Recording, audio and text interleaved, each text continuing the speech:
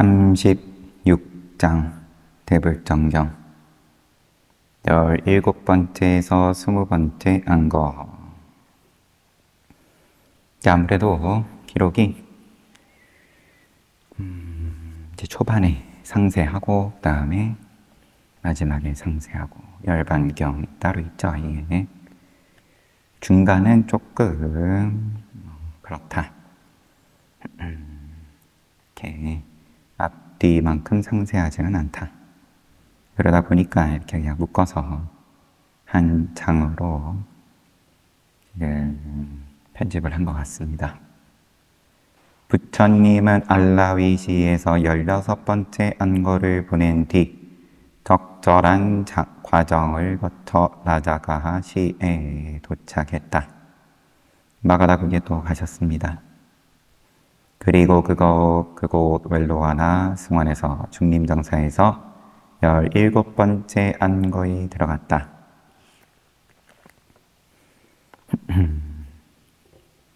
알라위시에서는 알라와카 야차하고 또 죽을 뻔했던 하타카 알라와카 왕자 이 두 명이 제 이야기를 끌고 가고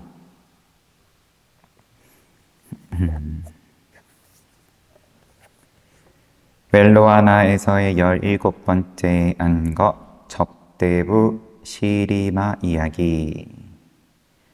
라자가의 무역 조합에 속해 있던 상인들은 외살리에서 고급 접대부인 암바빨리를 보았다. 외살리에서 봤다 그런 말이겠죠. 아니, 외살리에서 고급 접대부인 암바빨리를 봤다. 상인들의 조합. 그들이 보기에 외살리는 암바빨리로 인하여 한층 빛나는 것 같았다. 그만큼 대단했다.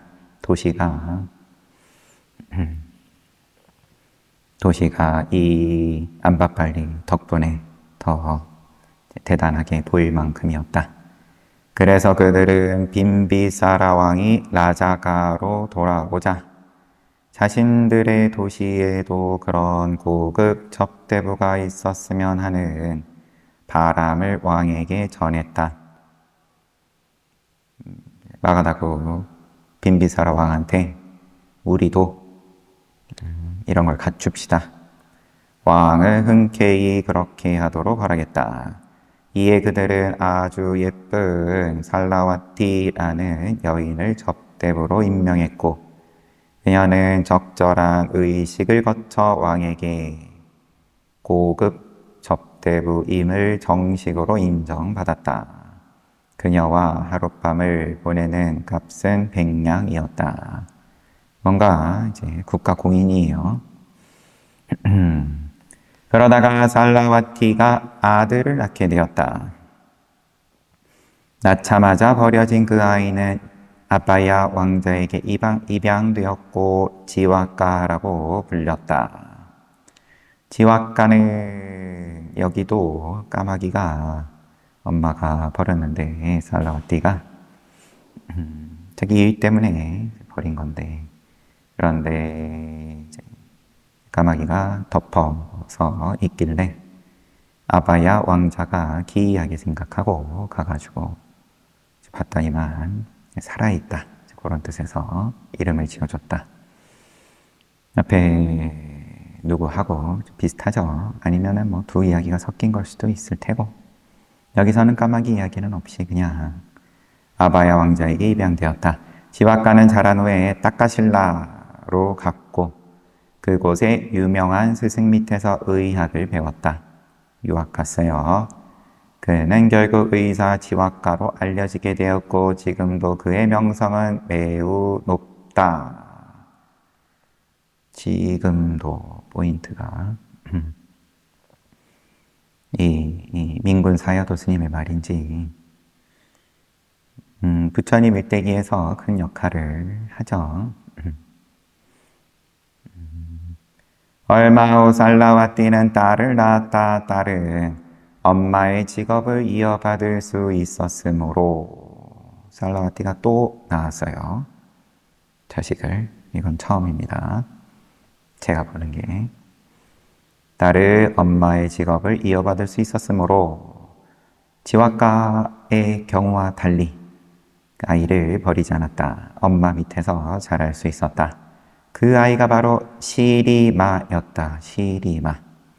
살라와띠가 세상을 떠나자 시리마는 어머니의 직업을 이어받아 왕에게 인정받은 고급 접대부가 되었다. 그녀와 함께 하룻밤의 쾌락을 누리려면 1,000냥을 내야 했다. 부처님이 라자가의 웰루아나에서 17번째 안거를 지낼 때 시리마는 아주 아름다운 여인이 되어 있었다. 그런데 그녀는 어느 우기에 부처님의 제가 여신자인 우타라에게 무언가 잘못을 저질렀다. 시리마가 잘못을 저질렀다. 주석이 있어서 보면 뭔가 또 뭐 다툼은 늘 있는 거고.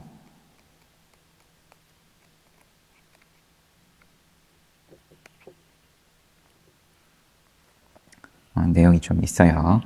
우타라는 부처님을 모신 제가 여신자 중에서 우두머리였다. 보살일에 반드시 8계를 준수하는 것으로 유명했다. 제가자를 뭔가 이끌고 있었는데 보살들을 본문에 시리마가 그녀에게 무언가 잘못된 일을 했다고 했는데 그것은 바로 이런 일이었다. 하루는 보살일에 공양을 준비하느라고 우타라가 바쁜데 그녀의 남편은 시리마와 함께 지내고 있었다. 남편이 우타라의 바쁜 모습을 보고 웃었다. 왜냐하면 풍족한 재산을 즐기지 않고 고생하는 모습이 우스웠던 것이다. 신심이 없었어요, 남편은. 그러나 자신을 보고 웃는 남편을 보고 우타라는 재산을 올바로 쓸 줄 모르는 남편을 안타까워하며 미소를 보냈다. 이때 시리마는 자신의 면전에서 두 사람이 자신은 안중에도 없는 것처럼 서로 웃는 것을 보고 화가 나 작은 항아리를 집어서 우타라에게 던졌다. 작은 실수가 아닌데 이 정도면. 작은 실수라고 나온 건 아니네요. 그냥 무언가 잘못을 저질렀다. 항아리를 던졌어요. 그러나 우타라는 시라마에게조차 자비심을 결코 잃지 않았으니 항아리는 우타라를 다치게 하지 못했다. 이를 보고 시리마는 크게 참회하며 우타라에게 잘못을 사죄했다. 뭐 요런 우사가 있었는데 우타라는 부유한 상인인 푼나의 며느리였으며 고귀한 예르자였다. 수다원가였다. 시리마는 우타라에게 용서해 줄 것을 간청했다. 그리고 마침 우타라의 집에서 비구들과 함께 공양을 마친 부처님께 자신의 죄를 고백했다. 그날 부처님은 이제 공양을 마치고 설법을 하셨는데 그 가르침이 시작될 때 시리마는 예류가를 이루었다. 자신이 잘못을 저지르고 거기에 대해서 참회를 하고 그리고 부처님께 법문을 듣는 때 수다원가에 올랐다.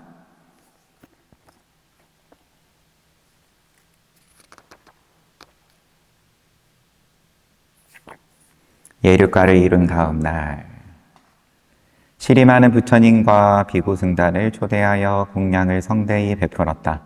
그날부터 시리마는 매일같이 비구 8명을 초대하여 바로 음식을 제공하기로 약속했다. 날마다 시리마는 보시를 받으러 온 비구들을 공손히 맞이했으며 버터 좀 드셔보시지요 덕망 있는 분들이여 우유 좀 드시지요 덕망 있는 분들이여 하면서 정성을 다하였다. 비싼 음식을 공양 올렸다. 시리마는 비구 한 명당 3, 4명이 먹어도 될 만큼 풍족한 음식을 보시했다. 그처럼 시리마는 매일같이 보시하는 음식에 16냥을 지불했다. 8명 초대하는데 한 명당 3, 4인분씩 줬다. 그러면은 대충 0.5냥이 1인분 가격으로 보입니다. 손이 컸다. 어느 날 비구 8명이 시리마의 집에서 바로 음식을 보시받은 후에 라자가에서 3요자나 떨어진 다른 승원으로 가게 되었다. 보시를 받고 라자가에서 3요자나 떨어진 다른 절에 갔어요. 그러자 한 비구가 인사를 하며 물었다. 버시여, 그대들은 어디서 공양하였소? 그러자 시리마에게 공양 대접을 받은 비구가 버시여, 나는 8명의 비구에게 영원토록 제공하기로 약속한 시리마의 보시를 받고서 여기로 왔습니다. 그러자 그 비구가 다시 물었다. 시리마의 음식은 먹을 만합니까? 시리마의 음식은 답하기를 시리마의 음식은 형용할 수 없을 정도로 훌륭합니다. 그녀는 음식을 준비한 후 매우 정중한 태도로 그 음식을 우리에게 권한답니다. 또한 그녀의 음식은 3, 4명이 충분히 먹을 수 있을 만큼 풍부합니다. 그녀가 권한 음식을 먹는 것도 기쁘지만 사실 그녀를 볼 수 있다는 것도 큰 행운이지요. 그녀는 음식과 함께 아름다운 모습을 보는 즐거움도 준답니다. 조금 이제 비구들이 할 말은 아니겠지만 뭐 계율에 뭔가 명시적으로 어긴 거라고 딱히 보이지도 않기는 하지만 여튼 야, 거기 가면 잘 먹는다. 그때 이들의 대화를 듣고 있던 한 비구가 실제로 시리마를 본 적도 없으면서 그녀에게 사랑을 느끼게 되었다가 일이 계속 진행이 됩니다. 뭔가 자기가 그림을 그리고 이제 환상에 빠졌다. 그래서 그는 방문한 비구에게 자신이 비구가 된 횟수를 말한 뒤 자신에게 언제쯤 시리마의 집에 갈 차례가 돌아오겠는지 물었다. 이에 방문한 비구가 대답했다. 버시여, 당신이 만약 지금 떠난다면 내일 그 집에 가는 비구들과 동행할 수 있습니다. 가서 비구들을 위해 준비된 음식을 받으시지요. 소임자가 교통정리를 하는 거죠. 소임을 또 뭐 잘 못 살 수도 있지만 여튼 그래서 8명으로 해놨으니까 이게 뭔가 혼선이 생기지 않게 범납 순서대로 공양청을 받은 집, 공양청을 올린 집에 비구들이 이제 갈 수 있게끔 이제 이런 부분을 잘 하면 대중들이 편안한 건데 당신 범납으로는 거기 기다리지 않고 갈 수 있다. 시리마에게 연정을 느끼게 된 비구는 3요자나라 그랬는데 그러면 근데 지금 승원이 라자가에서 떨어진 거리가 그러면은 걸어가면은 3일 걸리는 건데 그러면은 사실 이제 바쁘게 가야 되는 거예요. 내일 동행할 수 있으려면은 다음 날 시리마에게 연정을 느끼게 된 비구는 바로와 의복을 챙겨들었다. 다음 날 동틀역이 되어서 그는 라자가에 있는 시리마의 집에 도착했다. 또 이해를 또 할 수 있죠.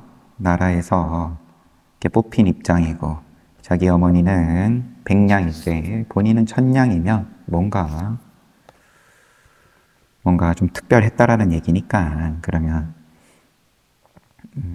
이 연예인도 보통 연예인이 아니라는 말일 텐데 그래서 근데 뭐 보지도 못하고 이런 마음은 또 전생인연이겠죠. 바로 가사 챙겨가지고 다음 날 동틀역이 되어서 라자가에 있는 시리마의 집에 도착했다. 동틀역이면 또 시간도 그다지 맞는 시간도 아닌 것 같은데 공양청을 받은 집에 들어갈 그러나 그때 시리마는 치명적인 병에 걸려 고통받고 있었다.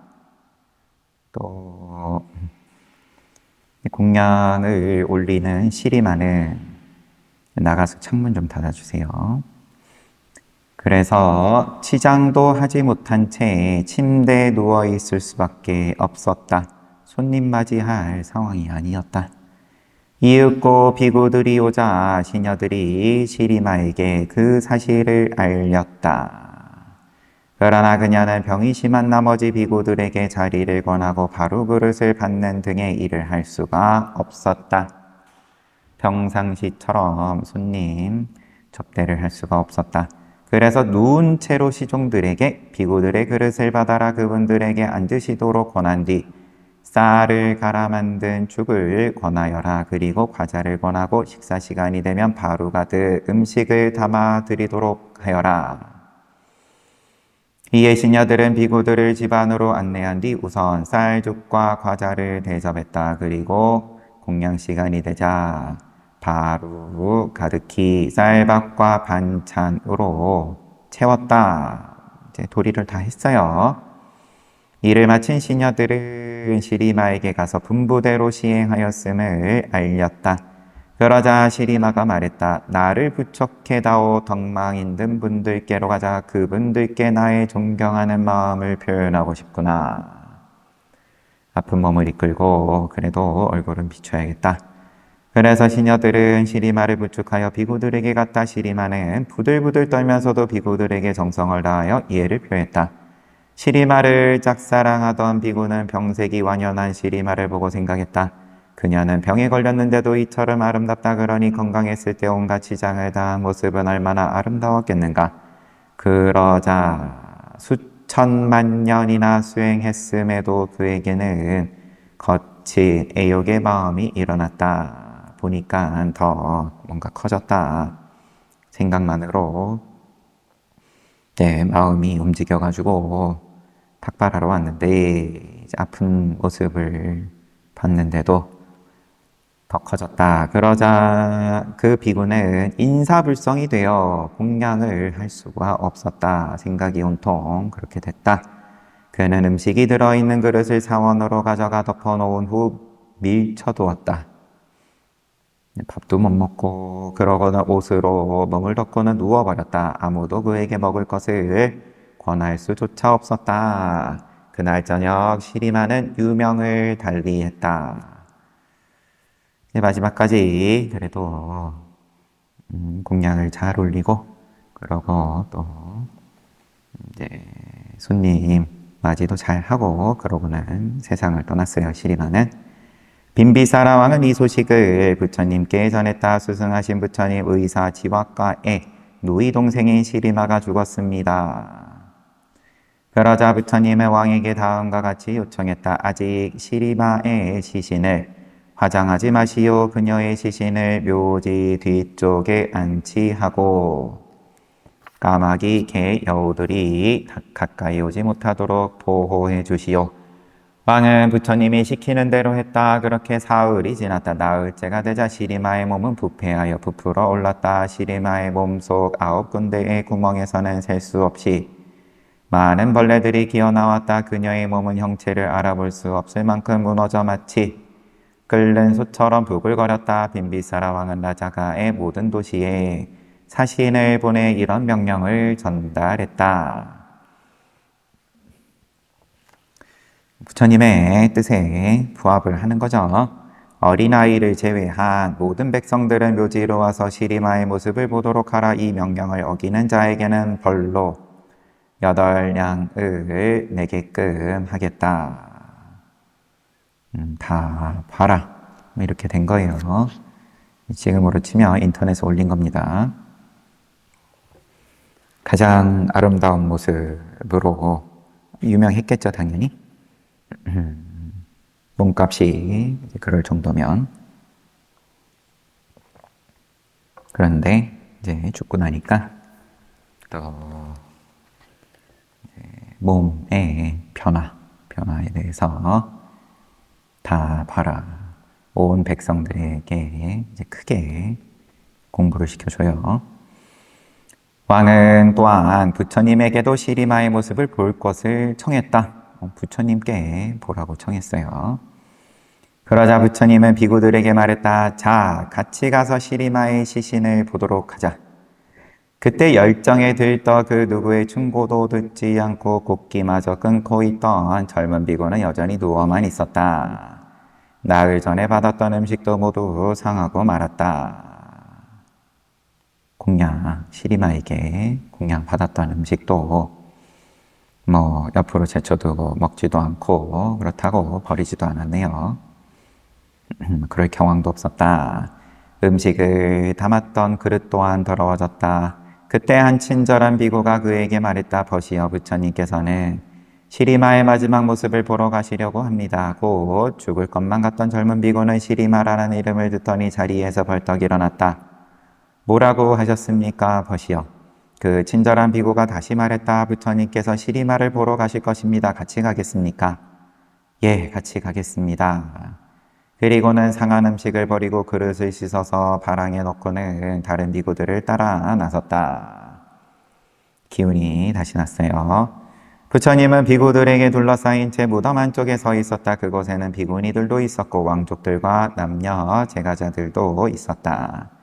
사람들이 모두 모이자 부처님이 왕에게 물었다. 위대한 왕이시여, 이 여인은 부처님이 왕에게 물었다. 위대한 왕이여, 이 여인은 누구입니까? 왕이 말했다. 스승하신 부처님, 이 사람은 시리마라는 젊은 여인입니다. 의사 지화가의 동생입니다. 그러자 부처님은 다시 한번 확인했다. 이 여인이 시리마라고 했습니까? 왕이 그렇다고 하니까 부처님께서 위대한 왕이여, 그렇다면 사람들에게 시리마를 취하고 싶은 자는 1,000냥을 내라고 말해 주시오. 왕은 부처님의 지시를 따랐다. 그러나 죽은 시리마를 원하는 사람은 아무도 없었다. 이에 왕이 말했다. 아무도 그녀를 원하지 않습니다. 그러자 부처님께서 위대한 왕이여, 만약 1,000냥을 내고 그녀를 취할 자가 없다면 값을 내려보도록 하시오. 그렇게 500냥, 250냥, 200냥, 100냥, 550냥, 25냥, 5냥, 1냥, 반냥으로 내렸다.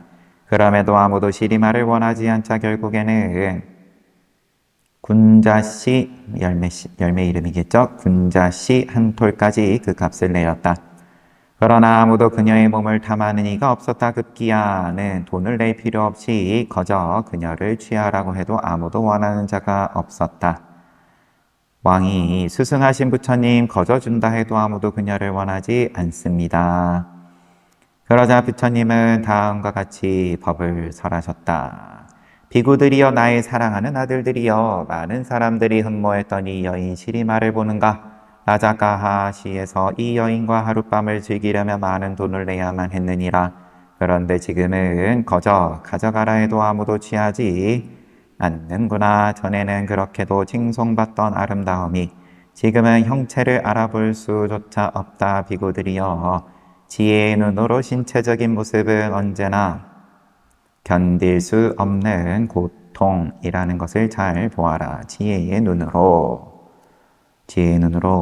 몸은, 모양은 언제나 고통이다 라는 걸 잘 봐라. 그런 후 개성으로 오 나의 사랑하는 아들 비구여, 이 몸의 그 어떤 조그만 부분에서도 자연스러운 탄력이나 단단함을 볼 수가 없노라. 이 몸은 유쾌하게 꾸며져 있었고 옷과 장식품, 꽃과 향수, 여러 화장품으로 치장되어서 세련되고 아름다웠느니라. 길고 짧은 사지의 구성은 아름답고 균형 잡혀 있었느니라. 하지만 이 몸은 300개의 뼈로 지탱될 뿐인데 마치 언제나 똑바로 서 있을 것 같은 너무나도 그릇된 인상을 주노니 그것은 계속되는 고통이며 견딜 수 없는 것이니라. 세속에 많은 눈먼 사람들은 진실이 무언지 모르고 지혜롭지도 못하기에 이것이 기쁨을 주고 자기들과 잘 어울리며 행운이라고 그릇되게 생각하느니라. 그렇지만 몸의 9구멍에서 벌레가 뚝뚝 떨어질 정도로 끔찍하고 역겨운 것으로 가득 차 있으니 아주 불유쾌한 것이니라. 그대들은 통찰력을 갖춘 눈으로 이 몸을 보라. 계속해서 정진하라. 이 설법이 끝나자 84,000의 유정들이 사제를 깨닫고 해탈했다. 시리마를 사랑했던 젊은 비구도 예륵과를 이루었다.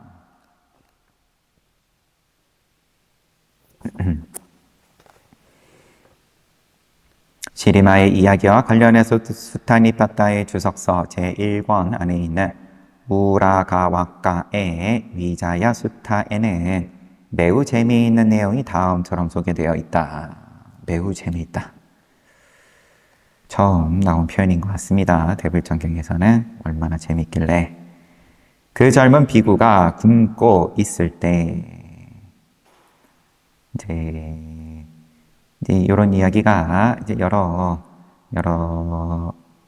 자료에 나오는데 조금씩 다르겠죠?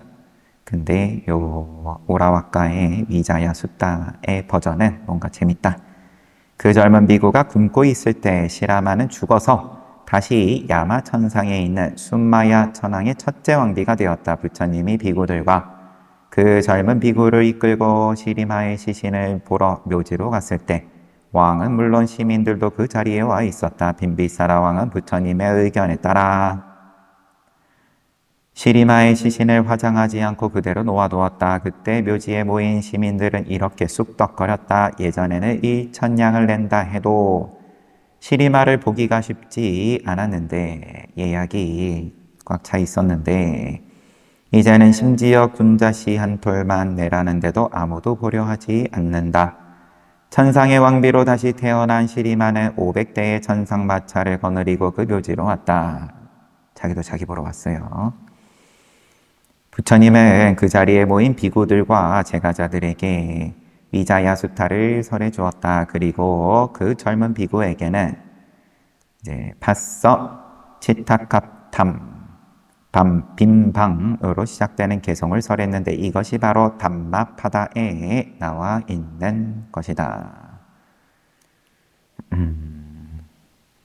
재미의 포인트는 천상의 왕비로 다시 태어난 시리마가 자기도 구경 왔다. 이걸 말하려는 것 같습니다.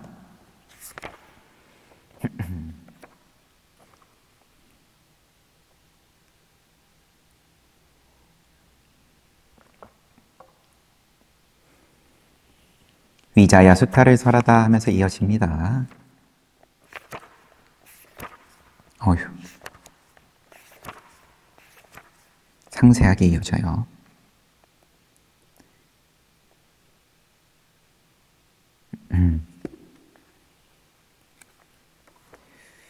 그런데 이제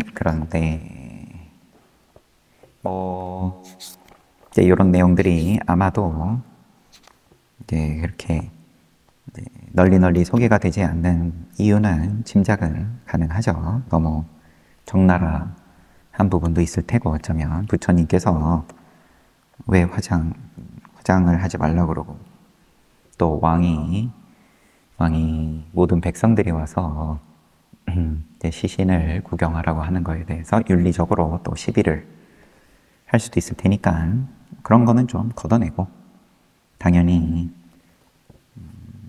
그런 게 포인트는 아니니까 포인트야 이제 몸의 무상함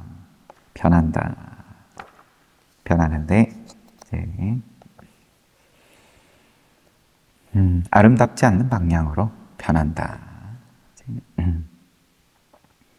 그리고 이 젊은 비구도 그거 한번 보고는 다른 어떤 가르침보다도 더 효과가 좋았어요. 한 방에 성인의 지위에 올랐다.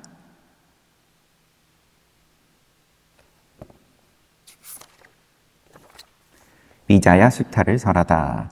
걷고 있거나 멈춰서 있거나 앉아 있거나 누워 있거나 구부리고 있거나 펴고 있는 등의 모든 자세들. 즉 걷기, 서기, 앉기, 눕기, 앞으로 내딛기, 뒤로 내딛기, 구부리기, 펴기. 약간 이제 요가의 느낌도 있습니다. 이제 보통은 행주자와 요 정도 얘기하는데 앞으로 굽히거나 뒤로 굽히거나 등등 이야기를 하는 것이 이러한 것이 몸의 움직임이다. 이 개송을 풀이하자면 우리의 몸은 걷고 서고 몸을 쭉 뻗는 주체가 없다는 것이다. 이러한 몸의 여러 자세들을 나열을 한 다음에 이것이 몸의 움직임이다.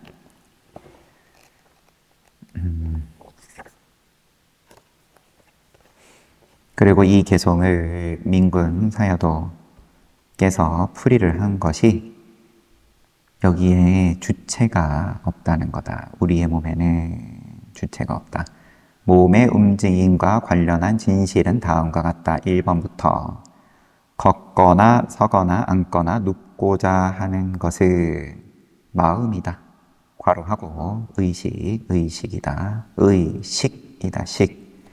2번 그 마음이 풍대를 지수화풍 가운데에서 4대 가운데에서 풍대 마음이 풍대를 온몸에 퍼지게 하여 이야기하자면 이제 기운을 온몸에 퍼지게 해서 움직임의 여건을 마련한다. 여건. 3번 풍대가 온몸에 퍼졌을 때 걷는다 하는 새로운 물질적 사건이 벌어진다. 뭔가 구분이 되는 이제 명찰을 갖다 붙일 수 있을 만한 그러한 사건이 벌어진다. 4번 이처럼 걷는다는 것은 어떤 주체로서의 사람이나 자아가 걷는 것이 아니라 걷는다는 물질적 사건에 불과함을 지혜로 알아야 한다. 사람이다. 아니면 나다. 그러한 어떤 자아로서도 보는 거지만 그게 이제 우리 또 육안으로 보이는 거니까 그런데 그런 사람이다. 뭐다. 이러한 자아로서 보는 것이 아니라 다만 물질적 사건에 불과함을 또 지혜로 알아야 한다.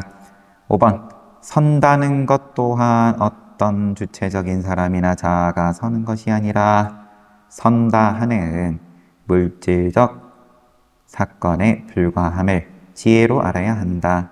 앉는다는 것, 눕는다는 것, 굽힌다는 것, 편다는 것 다 물질적 사건에 불과하다.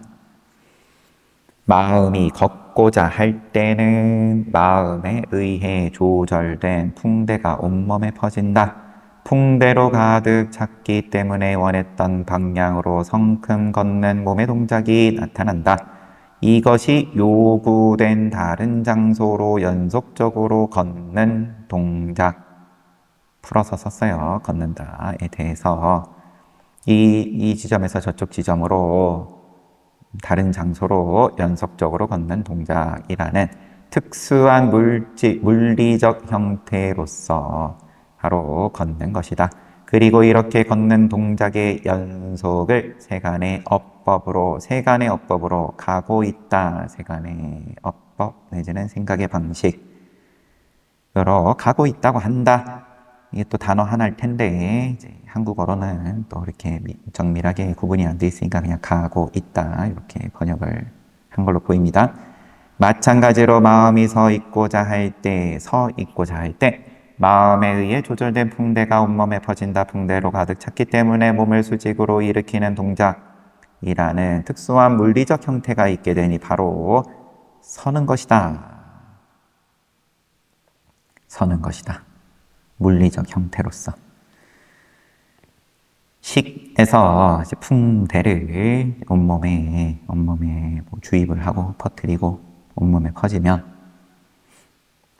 이렇게 된다. 그리고 이렇게 서는 동작의 연속을 두고 세간의 어법으로 서 있다. 이제 시간 개념이 들어가는 거죠. 동작의 연속. 이쪽에서 저쪽으로 다리가 왼쪽 다리, 오른쪽 다리 이렇게 움직이는 것도 동작의 연속이지만 서가지고 가만히 있는 것도 동작의 연속이다. 마음이 앉고자 할 때 마음에 의해 앉고자 할 때 마음에 의해서 조절된 풍대가 온몸에 퍼진다. 풍대로 가득 찼기 때문에 몸이 낮은 쪽으로 굽히는 동작이 나타나게 되며 몸의 윗부분은 펴는 동작을 나타내게 된다. 몸의 아랫부분은 굽히고 윗부분은 펴는 일련의 동작이라는 특수한 물리적 형태가 바로 앉는 것이다. 세부적으로 몸을 각 부위별로 나눠가지고 그러면 다 이게 뭔가 근육들이 이제 앉는다에 걸맞는 방식으로 각자 알아서 다 조절이 되는데 평상시에 그렇게 정밀하게 다 의식 안 하고 사니까 그러면은 이제 아무 일도 못 하는 거니까 역시나 마찬가지로 이제 그런 데 의식을 집중하면서 자기 몸에 어떤 또 그 미세한 동작들 아니면 또 정신적인 부분이든 그런 데 집중을 하면서 그것을 수행으로 삼아서 하는 입장들이 또 있죠. 그런데 이게 여튼 그렇게 통칭해서 퉁 쳐가지고 앉는다. 세간의 어법으로 마음이 눕고자 할 때 또 같이 마찬가지로 온몸에 풍대가 퍼져가지고 길게 몸을 옆으로 길게 뻗는 일련의 동작을 특수한 물리적 형태가 몸을 옆으로 길게 뻗는 일련의 동작이라는 특수한 물리적 형태가 바로 눕는 것이다. 그리고 이 동작의 연속을 세간의 어법으로 눕는다 라고 한다. 구부린다, 편다 다 마찬가지다.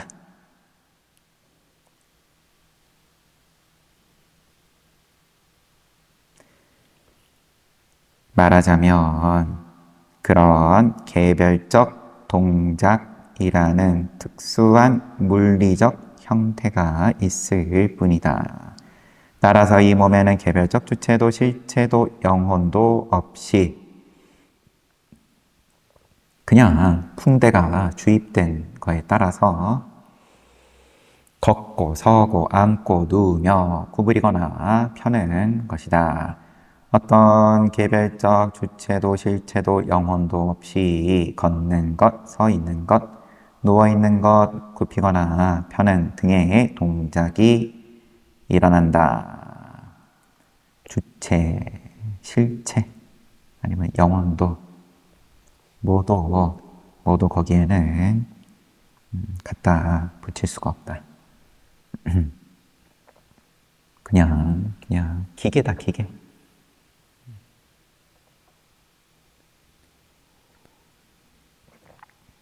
다음 개성은 이러한 동작의 실상을 드러낸다. 마음의 여러 가지 특별한 상태에 따라 감정 따라서 또 뭔가 동작이 나오고 하니까 풍대의 여러 가지 특별한 상태가 성립된다.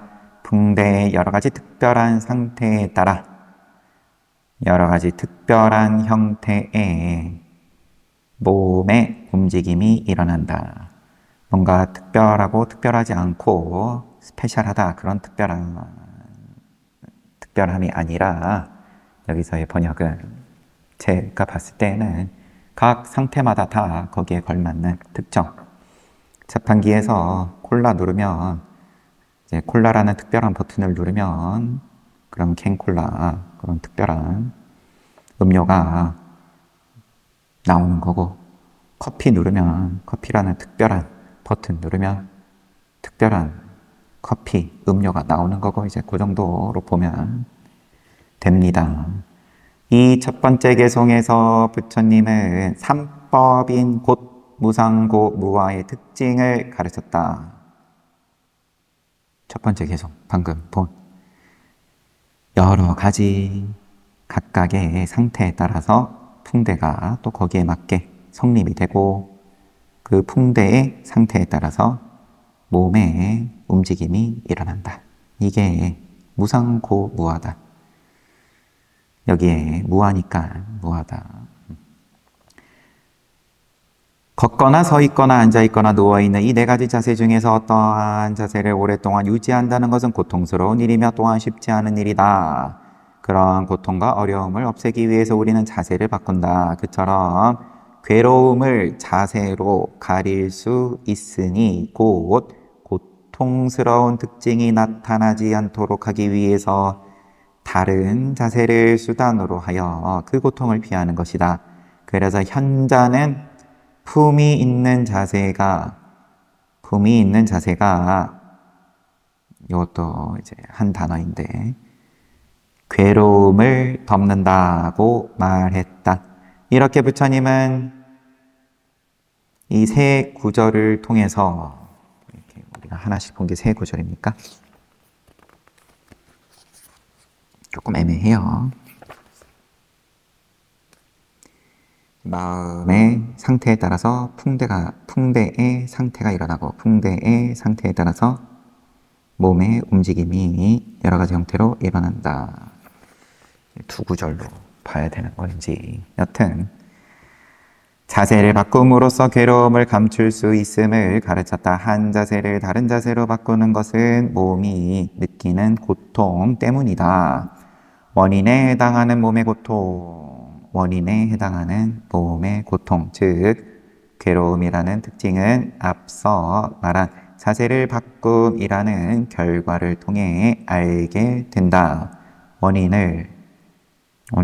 결과를 통해서 원인을 알게 되는데 자세를 바꿈이라는 결과를 통해서 몸의 고통을 알게 된다. 이런 말로 우선 봅시다. 또한 부처님은 걷는 동안에는 서거나 하는 등의 다른 자세가 보이지 않는 것과 같이 무상함은 걸을 땐 그냥 계속 걸으니까 무상함은 연속성에 의해 덮여 있음을 가르쳤다. 무상한데 항상 하지 못한데 그거는 연속에 의해서 덮여 있다. 따라서 부처님은 또 이제 설하셨는데 이는 걷고 서고 앉고 눕고 앞으로 내딛고 뒤로 걷고 굽히고 펴는 등의 모든 자세는 몸의 움직임이다 라는 뜻이다. 가지가지에 걷고 서고 앉고 눕고 또 앞으로든 뒤로든 굽혔다 폈다 하는 모든 자세는 몸의 움직임이다. 이제 연속성에 의해서 무상함이 덮여 있다. 앞에는 괴로움이 덮여 있는데 괴로움을 내지는 피해가는 방식이 몸을 움직임으로써 자세를 바꿈으로써 그 다음에 무상함을 덮는 방식은 연속성으로써 물질과 마음이 부단히 일어나는 것을 연속성이라고 부른다.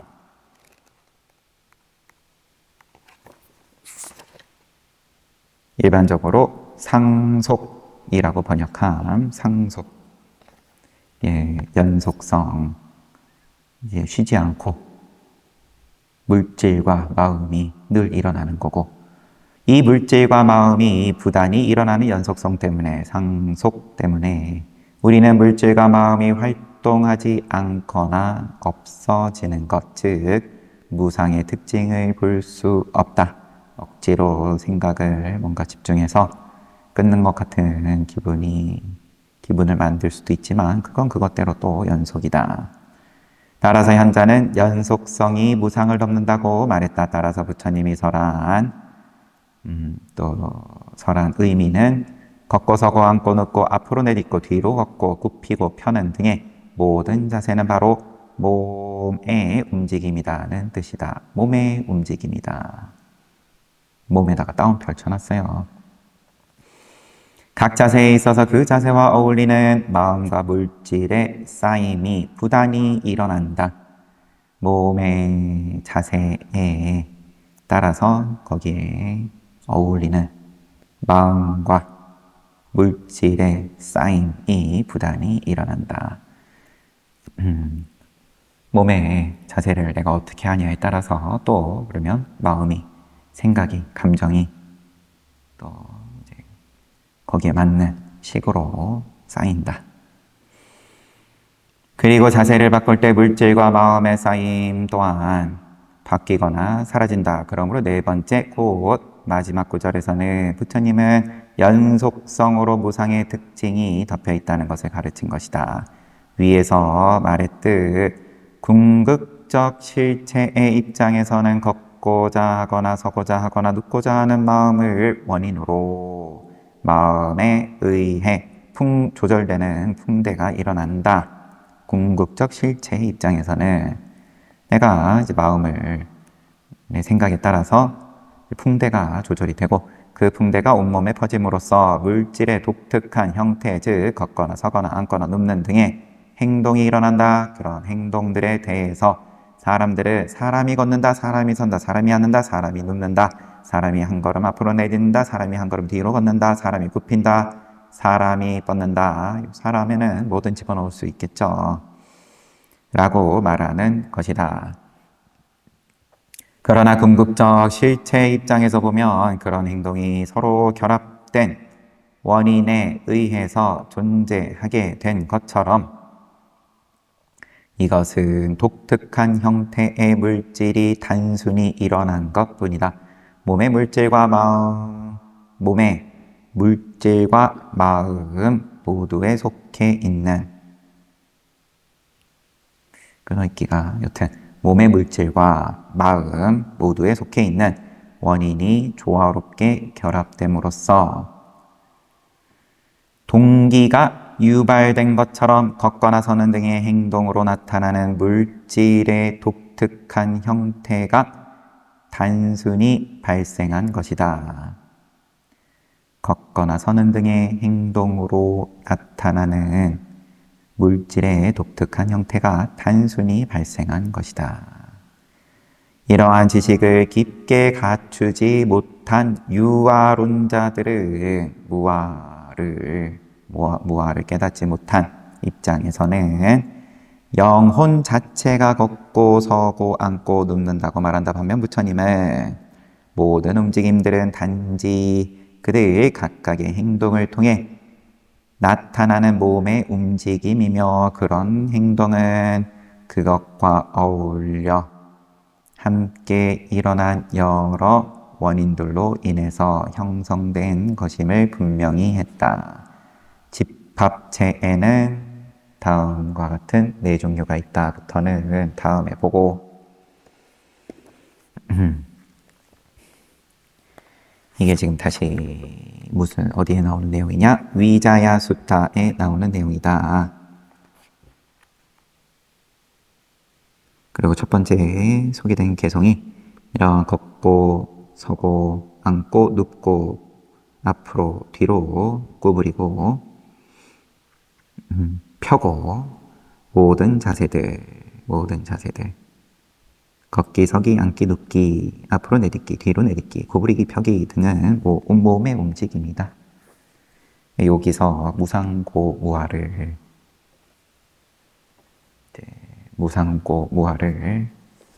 볼 수 있어야 된다. 무상고무아를 부처님께서 말씀하는 거다 지금. 몸의 움직임으로써 빗대서 지금 나오지만 빗댄 것도 아니지만 이제 직접 설명을 하지만 말을 하는 상대방이 뭔가 기분 나쁜 소리를 했다. 의미를 부여할 필요가 없다. 그런 또 말로 또 바꿔서 이제 봐도 틀리지 않다고 생각합니다.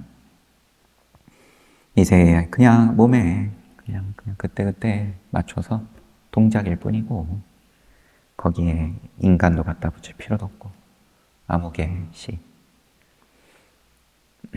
의미가 이 세상 살아가는 입장에서 의미가 전부인데 의미도 기왕이면은 커야 되니까 의미심장하다. 드라마인 건데 드라마. 의미를 모아가지고 조합을 해가지고 뭔가 그래서 땡땡땡을 위해서 그 의미로 살아나가고 고통을 견디는 거고 내가 지금 이 괴로움을 견딤으로써 우리 가족이 내 후대가 자손이 일용할 양식이 아니면 여러 세대에 걸쳐서 다 흥한다. 의미. 되게 노골적으로 의미를 부셔버리는 건데 의미 없다. 그렇게 아름답던 이름이 뭐였죠? 시리마. 자 와서 모두 와서 보시오. 모두 와서 구경하시오.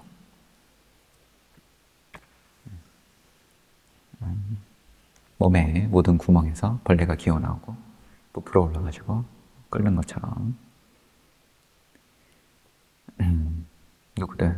누구들 취하고 싶으면 취하시오. 공짜다.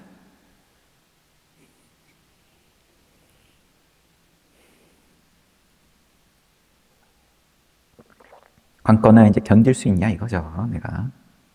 그러면은 왜냐하면 어떻게든 그러면은 허상을 의미를 만들어가지고 의미를 부여를 하고 나의 어떤 사명감이든 정당성이든 살아나가는 게 원동력으로 돌아가는 건데 욕계의 생각을 에너지원이 되는 건데 색을, 모양을, 몸뚱아리를 유지하는 그걸 가장 직접적으로 하는 방식이 자식을 낳음으로써 자식의 생존이 나의 모든 의미다.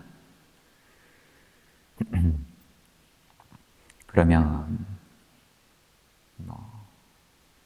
자식을 안 두면 수행을 잘하는 건가? 하면은 어설프게 흉내냈다가는 욕심은 욕심대로 진탕이 쓰면서 그럼 괴로움만 더 할 텐데 왜냐면 이제 의미가 있으면 감사하고 좋은 일인 거고 근데 의미가 없어도 거기에 대해서 내가 편안할 수 있냐. 지옥을 묘사할 때 시간이 좀 넘어버렸지만 여러 가지 모양으로 우리 신과 함께 같은 거 봐도 가지가지로 지옥 테마파크인데 구경시켜주죠. 실상은 지금 사는 세상도 괴로움은 있는 거고 거기다가 증폭시켜가지고 야 더한 괴로움이다 하면서 무섭지? 지옥 가기 싫으면 착하게 살아야 된다 이렇게 이야기하지만 아마도 조금 진짜 지옥은 지금은 각자가 겪고 있는 괴로움에 대해서 다 자기 나름의 업식에 따라서 의미를 가지고 견뎌나가는데 의미가 없는 괴로움을 맛보게 하는 게 지옥이 아닐까. 너가 지금 이렇게 괴로운데 이걸 통해서 그러면은 다른 누군가가 대신 행복을 느낀다든지 이런 것도 전혀 없다. 원죄가 있어가지고 이 스스로를 괴롭히면서 그러면 죄를 사한다. 이 코드를 깡그리 이제 깨 부셔주면서 계속 괴로움을 가하는 게 지옥이지 않을까 싶은데 그러면 나는 의미가 없어도 편하다. 나는 이 괴로움에 대해서 그러면은 정말 문자 그대로 지옥을 가도 편하고 지금 이 자리도 편하고 천상은 천상대로 또 좋고 그러면 새로 재생해서 몸을 받는다 하더라도 그러면 그게 윤회를 했다고 해야 되냐 안 했다고 해야 되냐 잘 봤습니다. 15분 쉬고 정진합시다.